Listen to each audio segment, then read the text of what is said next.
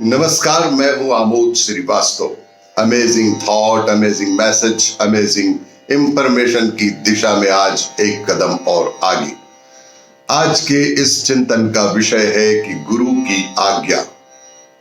आपको ये मेरा वीडियो अच्छा लगे तो लाइक करें, शेयर करें और लाल बटन दबाकर सब्सक्राइब अवश्य करें। साथ ही बेल आइकन दबाना बिल्कुल ना भूलें। नारायण दास एक कुशल मूर्तिकार थे।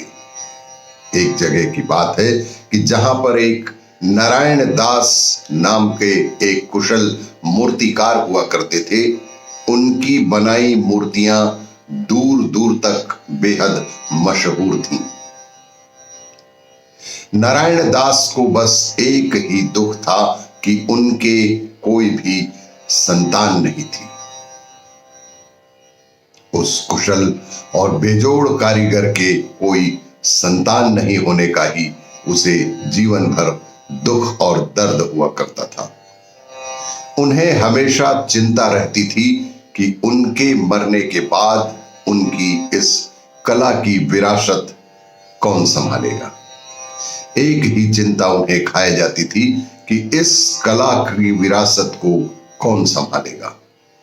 अचानक एक दिन उनके दरवाजे पर एक 14 साल का एक बालक सुंदर सा आया। उस समय नारायण दास खाना खा रहे थे। जिस वक्त नारायण दास खाना खा रहे थे, एक बालक उनके दरवाजे पर उपस्थित हुआ।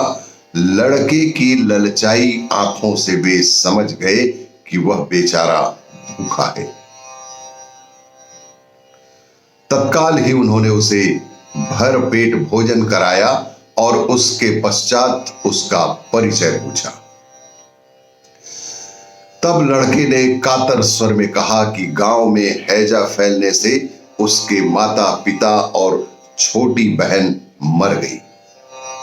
अब वह अनाथ है। अब वह इस तरह ही भीख मांगकर जीवन यापन कर रहा है। नारायण दास को उस पर दया आ गई। उन्होंने उसे अपने पास ही रख लिया। लड़के का नाम था कलाधर। उन्होंने उस लड़के को प्रेम से नया नाम दिया कलाधर। वह मन लगाकर उनकी सेवा करने लगा। कलाधर मूर्तिकार की दिलो जान से सेवा करने लगा। काम से छुट्टी पाते ही उनके पैर भी दबाता। नारायण दास द्वारा बनाई जा रही मूर्तियों को बेहद ध्यान से देखता और समझने की कोशिश करता। कई बार वह बाहर से पत्थर ले आता और उस पर छैनी हथौड़ी भी चलाने लग जाता। एक दिन नारायण दास ने उसे ऐसा करते देखा तो वे समझ गए कि बच्चे में लगन है। उनकी चिंता का समाधान हो गया। जैसे ही उस बच्चे की ओर उनकी नजर गई कि वह छीनी हथौड़ी से पत्थर पर कुछ बनाने का प्रयास कर रहा है, तो उनकी चिंता का समाधान ही हो गया। उन्होंने तय कर लिया कि वे अपनी इस कला को इस बालक को दे जाएंगे। उन्होंने तय कर लिया कि वे अपनी कला इस बालक को ही सिखाएंगे। और उसी क्षण उन्होंने कलाधर से कहा कि बेटा, क्या तू मूर्ति बनाना चाहता है?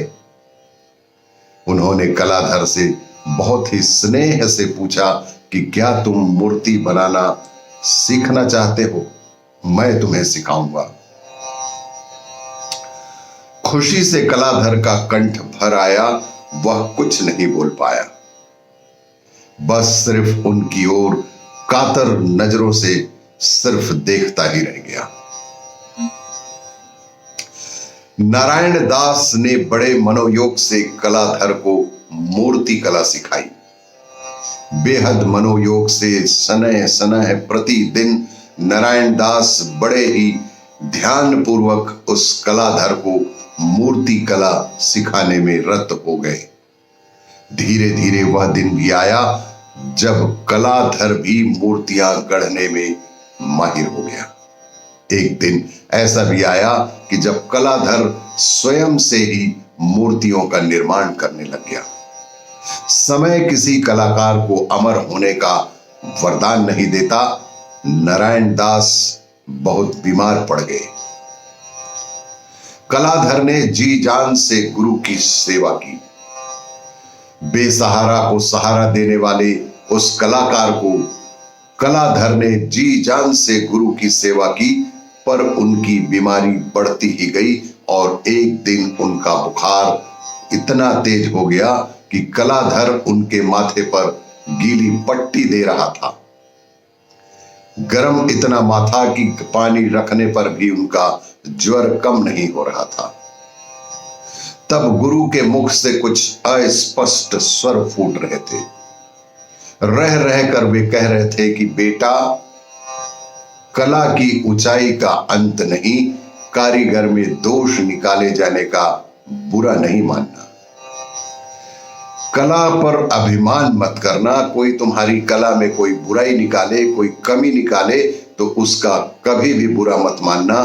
अंतिम शब्द कहते कहते उनके प्राण ही छूट गए। कलाधर अपने माता पिता की मृत्यु पर उतना नहीं रोया था कि जितना गुरु की मृत्यु पर रोया। उसे इतना दुख अपनी मां, बाप, बहन की मृत्यु पर भी नहीं हुआ था जितना दुख उसे आज गुरु की मृत्यु पर हो रहा था। धीरे धीरे वह पुराने जीवन में लौट आया। मूर्तियां गढ़नी शुरू कर दी और एक दिन उसके यहां एक साधु महाराज पधारे। कालांतर में एक दिन कलाधर के घर एक साधु महाराज पधारे। साधु ने कलाधर से भगवान श्री कृष्ण के बाल रूप की एक सुंदर मूर्ति बनाने का आग्रह किया। मूर्तिकार ने उनसे 1 महीने बाद आने का निवेदन किया। साधु को इतना लंबा समय लेने के लिए आश्चर्य हुआ, मगर वे चुप रहे।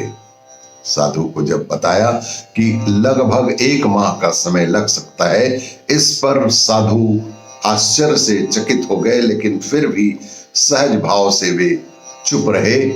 1 महीने बाद जब से आए तो वे भगवान कृष्ण की मूर्ति को देखकर दंग ही रह गए। माखन चुराते हुए श्री कृष्ण साधु के मुख से निकला, वाह क्या खूब! बोलो कलाकार, तुम्हें क्या पारिश्रमिक चाहिए? साधु महाराज बेहद खुश होकर बोले कि तुम्हें क्या पारिश्रमिक चाहिए, बताओ। इस पर कलाधर बोला, साधु से पारिश्रमिक घोर पाप है महाराज। कलाधर ने स्पष्ट किया कि साधु से पारिश्रमिक लेना तो एक अपराध ही है, घोर पाप है महाराज। मुझे तो केवल आपका आशीर्वाद ही चाहिए। इस पर साधु महाराज ने कहा कि बेटा, मेरा आशीर्वाद है कि तू देवलोक के लोगों की वाणी समझ सकेगा। और फिर साधु महाराज अचानक अंतर्ध्यान होकर चले गए। एक दिन कलाधर अपनी कार्यशाला में मूर्ति गढ़ने में तल्लीन था कि उसे 2 व्यक्तियों की आपसी बातचीत की आवाज सुनाई दी। साधु के आशीर्वाद से वह उनकी बातचीत को समझने लगा। साधु ने जो उन्हें आशीर्वाद दिया था, उसकी कृपा से कलाधर उनकी बातों को समझने लगा। कह रहे थे कि बेचारा मूर्तिकार 5 दिन का मेहमान और है। वे जो आकृति थी वो कह रहे थे कि बेचारा मूर्तिकार 5 दिन का ही मेहमान है, 6ठे दिन तो इसके प्राण लेने आना ही पड़ेगा। हमारा काम भी कितना क्रूर है। मूर्तिकार समझ गया कि ये यमदूत है। अब मौत का डर सबको होता ही है, सो उसे भी हुआ। वह मृत्यु से बचने का कोई उपाय सोचने लगा। उसने हूबहू अपने जैसी 5 मूर्तियां बनाई। कलाधर ने उन यमदूतों को मूर्ख बनाने के लिए हूबहू अपने जैसी 5 मूर्तियां बनाई। छठे दिन वह उन मूर्तियों के बीच सांस रोककर स्थिर बैठ गया। यमदूत तो आए, वे पूरी तरह से भ्रम में पड़ गए कि इनमें से कौन असली मूर्तिकार है। वे उसे पहचान नहीं पाए, खाली हाथ ही लौट गए। जब मूर्तिकारों ने उन्हें उसमें से कलाधर को नहीं पहचान पाया तो वे खाली हाथ ही वापस लौट गए। यमदूतों को खाली हाथ लौटते देख यमराज के क्रोध की सीमा न रही। वे जोर से गरजे और चिल्लाए कि आज तक मेरा कोई भी दूत बिना प्राण लिए नहीं लौटा। तुम कैसे वापस आ गए? जाओ, जैसे भी हो उस मूर्तिकार के प्राण हर कर ले ही आओ। बेहद डांट फटकार के पश्चात यमदूत वापस उसी कार्यशाला में पहुंचे जहां पर कलाधर अपने जैसी 5 मूर्तियां बनाकर बैठा हुआ था। अब भी वे उसे पहचान नहीं पा रहे थे कि अचानक एक दूत को एक युक्ति सूझी। उसने अपने साथी से कहा कि वाह क्या मूर्ति बनाई है, वाह क्या मूर्ति बनाई है, फिर भी मूर्तिकार है बेवकूफ। उसने कहा कि इतनी अच्छी मूर्ति बनाई है लेकिन वह मूर्तिकार बेवकूफ है। इन मूर्ति की एक आंख बड़ी और दूसरी छोटी बनाई है। इस पर वास्तविक कलाधर तत्काल ही कह बैठा कि कौन सी आंख छोटी है, और तुरंत ही यमदूत लोग उसे पकड़कर ले गए और इस तरह से उसका प्राण हर कर यमदूत लोग उसे ले ही गए। और भी इसी तरह की जानकारियों और कहानियों के लिए देखते रहिए मेरा वीडियो। लाइक करें, शेयर करें और सब्सक्राइब अवश्य करें। धन्यवाद।